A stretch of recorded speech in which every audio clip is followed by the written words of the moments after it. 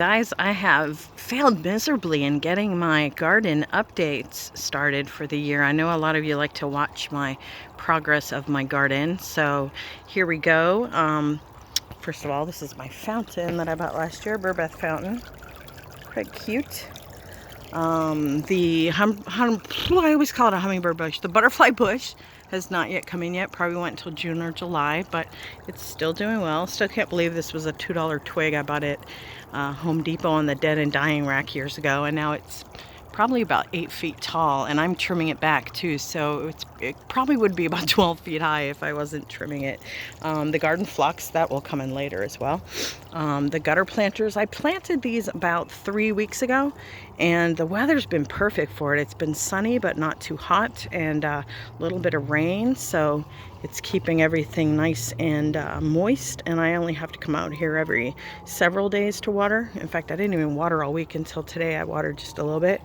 But we've got red leaf lettuce, we've got romaine, we've got this kind of variegated fleshy, what do they call this? Fleshy butter oak lettuce. But look at it, it's already ready to pull some leaves off. And like I tell everybody every year, you don't just harvest the head, you just pull off the leaves you want, and it'll keep growing for months and months and months and months.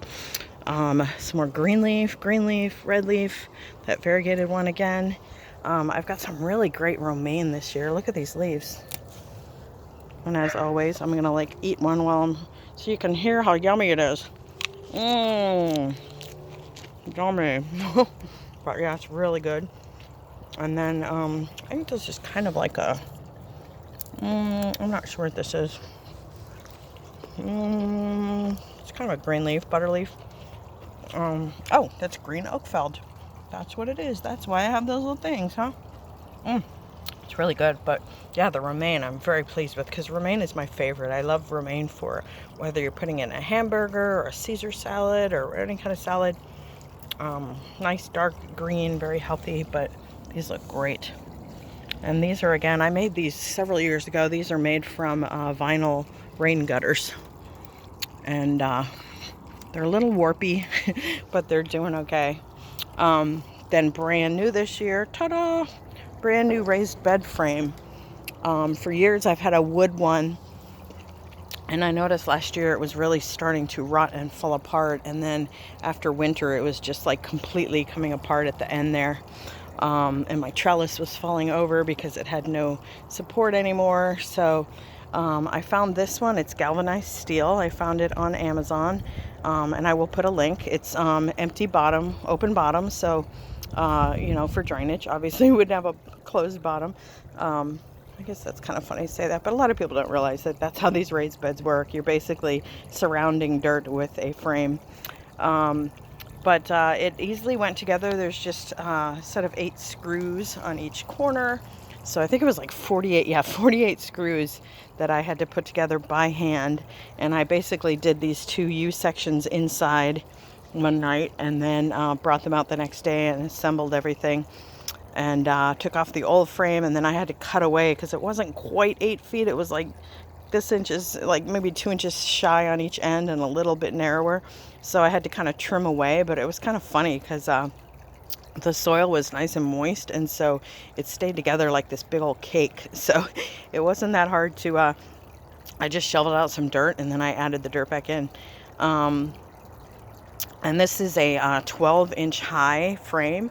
I've got it hammered into the soil maybe an inch, and that's it. But I have probably about 8 inches of soil in here because I didn't want to, I started adding up what soil would cost, and I realized, you know, I don't really tend to grow like carrots or parsnips or things you really need deep roots for. So I added maybe, I don't know, $50 worth of soil, because it would have been like close to 100 if I had filled it all the way up. And it would have been just unnecessary expense. But to show you what we've got here, we've got some, these are golden beets. We've got scarlet boar kale. And yay that I didn't grow a ton of kale this year. I like the look of kale, but I get tired of eating it like after a few weeks. So, and I know this red one I've had before is really good. So, and it's high in beta carotene. So I figured, yeah, I will have just the one And of course the dinosaur's looking over. These are bunching onions, or you could call them green onions.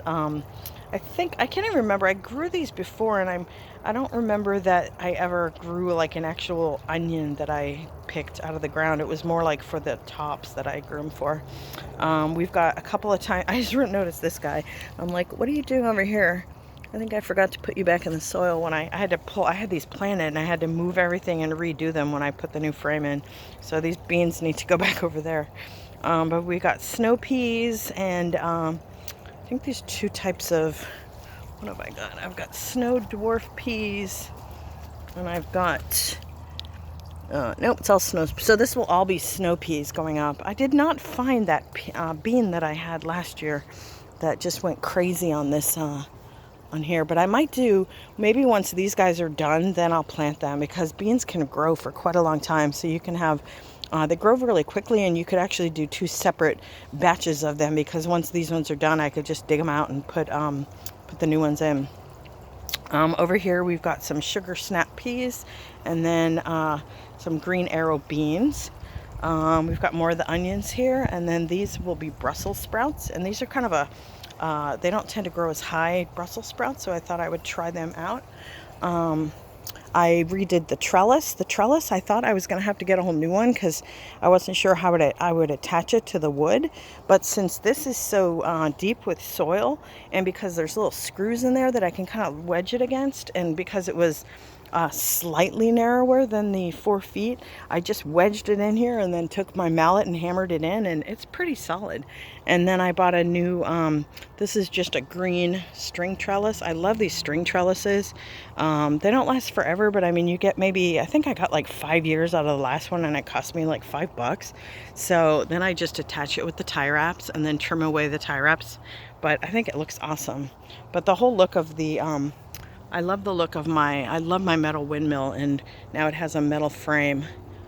Oh, and another tip, if you do want a bed like this, and I need to kill the grass off here, but put several inches of mulch or wood chips going around the edge where you have to mow, and then that way you never have to get your mower close to your bed, and you're not going to damage your bed.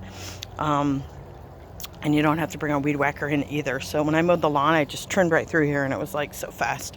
So, but yeah, I just gotta put some grass killer right there, and I'll get rid of that. This is the raspberry patch that comes back every year. It's looking really nice and healthy. It's actually only the May 5th right now, so it's really early, and these look like I'm gonna have some really nice, it's like every year I get way more raspberries, and these are nice new shoots coming in here. Let's see what else we got over here. Hello, Cappy. Cappy says hi. Hi, baby.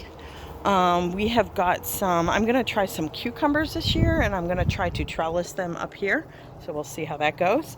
Then I've got a couple of zucchinis grow really great in the Northwest. And last year I did a yellow zucchini and a black zucchini, and I had a total of like 60 zucchini total, I think. I was giving them to everybody. There were so many of them. But this is Easy Pick Gold and black zucchini. And let's see, this is my strawberry patch, and this is the same patch that I've had for years and years and years. I haven't really had to add to it. The only thing I deal with every year, and it's a real pain in the ass, but can you see these? See how these are the strawberry leaves? And you see these leaves that are kind of similar but not exactly the same? That is a horrible weed that gets in there, and it'll just choke off the black strawberries. So I need to get in there, and I've already weeded most of it, but there's some right in there and some right here and right here. I got most of it except for all of this. But anyway, yeah, I did maybe a third of it in reality. These are just some hens and chicks that multiply like hell every year, and I need to give some away because, oh my God, look at them. I just planted these over here. These are some more sugar snap peas, and this is actually the rest of that string trellis. I just stretched it across here and used thumbtacks. And this will later, probably July, I will plant, August, I will plant pumpkins here. Probably July if I want bigger ones, August if I want smaller ones. And then I tend to have the pumpkins trailing that way or kind of around the corner here. So, but in the meantime, that can be my pea bed, sugar snap pea bed. But hope you liked my quick little tour. I'm all jacked up on cold brew coffee. I hope you guys are all staying safe and healthy and taking the advice and staying home. Hope everybody is doing okay as far as money and work and stuff goes. I have my own accounting firm, and most of my clients can't be in business right now because of the virus. And so thankfully, they've got self-employment, unemployment.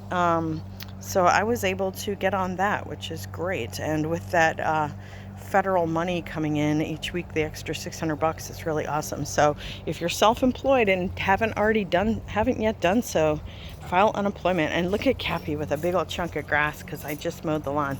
You got grass coming out of the... Ugh. Okay, guys, happy planting and happy spring, and hopefully we'll be through this virus nightmare pretty soon.